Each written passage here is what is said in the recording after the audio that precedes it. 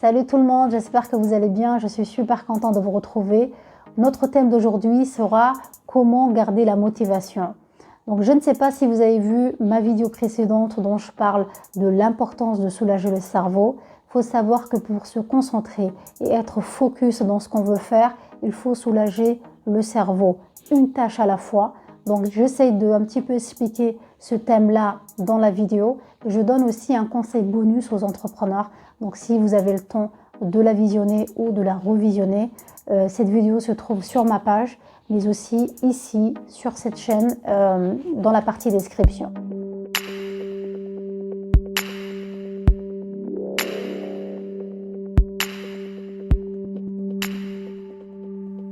Pour garder la motivation, la première chose à faire avant toute autre chose, c'est l'intention. Avoir l'intention de A, B ou C, peu importe le sujet.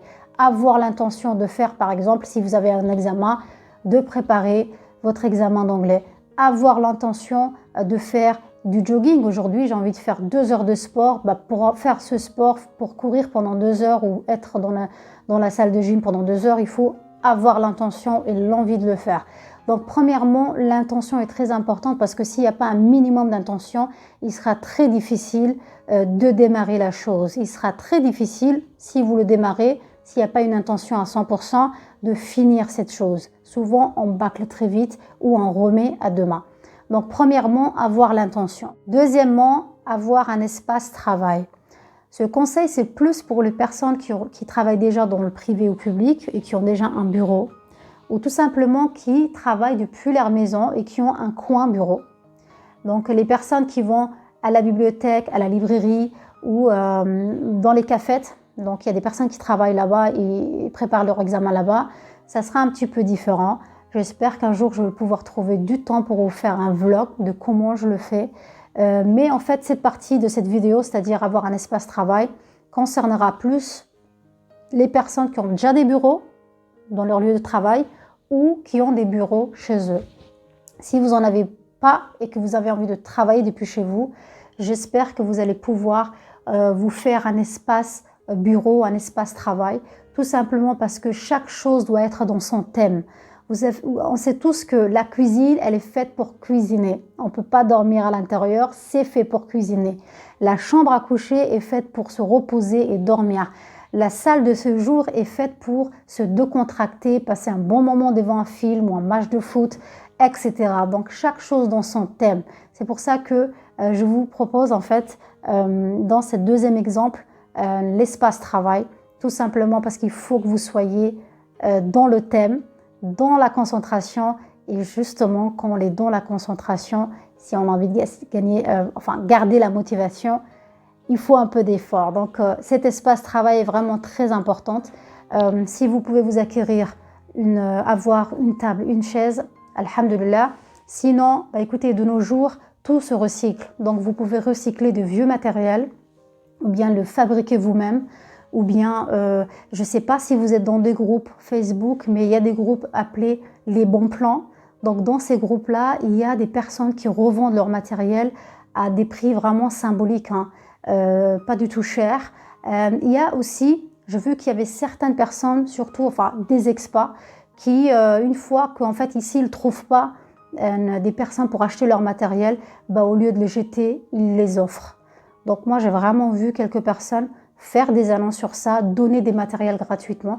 Donc soit vous pouvez suivre ça, si vraiment tu ne peux pas t'offrir une chaise et une table, tout simplement recycler ou s'en acheter, Inch'Allah. Donc premièrement, j'avais dit l'intention. Deuxièmement, j'avais dit l'espace travail. Alors troisièmement, la posture. La posture est très importante, le fait de se tenir comme ça. C'est bien se tenir. Il ne faut pas se tenir comme les robots non plus, hein, parce que sinon vous allez avoir mal au dos. Il faut avoir juste une posture comme ça, décontractée, travailler avec votre ordinateur, vous êtes sur votre table, tranquillou comme on dit. Mais si votre dos commence à vous fatiguer, justement les pauses sont faites pour ça. Donc vous allez prendre une pause, vous décontracter un petit peu, vous asseoir sur votre sofa, mais pendant le temps que vous travaillez, il faut avoir une posture comme ça et non comme ça. Parce que là, lorsque la personne est penchée et trop penchée sur ce qu'il est en train de faire, il se peut que, je ne sais pas ce qui se passe avec notre métabolisme, mais non, on a envie de dormir. On commence à cligner des yeux et on a envie de dormir. Et c'est justement ça qu'on veut éviter. Donc, troisièmement, faites attention à la posture. Tenez-vous bien normalement. Et une fois que vous êtes fatigué, vous avez mal au dos, prenez une pause. Quatrièmement, avoir de l'éclairage. Et comment ne pas profiter du soleil? Il faut tirer les rideaux et profiter de cet éclairage gratuit parce que la lumière, ça donne une énergie, mais quelque chose à puissance 1000 que quand la pièce est sombre. Vous avez vu, quand on éteint la lumière, on a envie de dormir. Mais là, il est question de concentration, de motivation et de productivité. Donc, il faut de la lumière dans ta pièce. Donc, profite de l'éclairage gratuit du soleil. Donc, quand il fait jour, il faut étirer un peu les rideaux et profiter de cet éclairage. Quand il fait nuit, essaie de mettre un peu plus de lampes autour de toi pour bien voir les choses et pour ne pas fermer les yeux. Donc, quatrièmement, l'éclairage est très important. Cinquièmement, éloignez-vous à 10 000 km si vous voulez du réseau social. Il faut s'éloigner du réseau social si tu veux être dans la concentration, si tu veux garder ta motivation, si tu veux être à 100% dans la productivité. Tu dis bye bye aux réseaux sociaux le temps que tu travailles. Donc, comment tu vas faire les choses avant même de commencer le travail? Il faut répondre si vous avez des emails importants à envoyer. Déjà de lire vos mails, d'envoyer ce que vous avez envoyé, d'appeler toutes les personnes que vous avez envie d'appeler. Voilà, préparez les choses avant même que vous vous mettez au travail. Répondez à tout le monde et une fois que vous avez fait ça, coupez la notification de vos réseaux sociaux ou tout simplement, je dirais le téléphone. Mais si vous avez des enfants qui sont à l'école ou voilà, il se peut qu'il y a des urgences quand on vous appelle. Donc moi, avant, je mettais le mode avion, mais j'ai arrêté ça parce qu'on ne sait jamais s'il y a des urgences et tout. Tout ce que vous pouvez faire, c'est de garder votre téléphone normalement, peut-être le mettre sur vibreur et répondre selon les urgences, s'il y a une urgence. Mais sinon, pour ce qui est de réseaux sociaux, les réseaux sociaux, vous pouvez couper les notifications ou tout simplement vous déconnecter le temps que vous travaillez. Donc, cinquièmement, éloignez-vous du RS, c'est-à-dire du réseau social. Sixièmement, c'est en rapport avec ton ordinateur. Lorsque tu travailles sur PC, n'ouvre que 2, voire maximum 3 fenêtres. Au-delà de ça, tu peux être amené à perdre la motivation. À force de défiler entre fenêtre 1 à 10, tu vas être chamboulé, tu seras stressé, tu vas vouloir tout bâcler vite fait.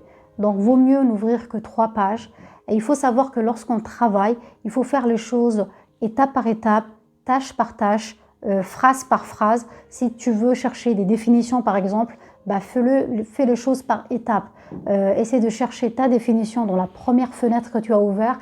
Si dans cette première fenêtre que tu as ouvert, le mot que tu es en train de lire, si tu n'as rien compris là-dedans, tu peux ouvrir une deuxième fenêtre pour pouvoir expliquer. Donc, ce sera la suite de ton travail. Donc, quand tu travailles, fais-le étape par étape et n'oublie pas d'ouvrir 2, voire maximum 3 fenêtres. Donc, je suis arrivée à la fin de la vidéo et c'était quelques tips pour garder la motivation.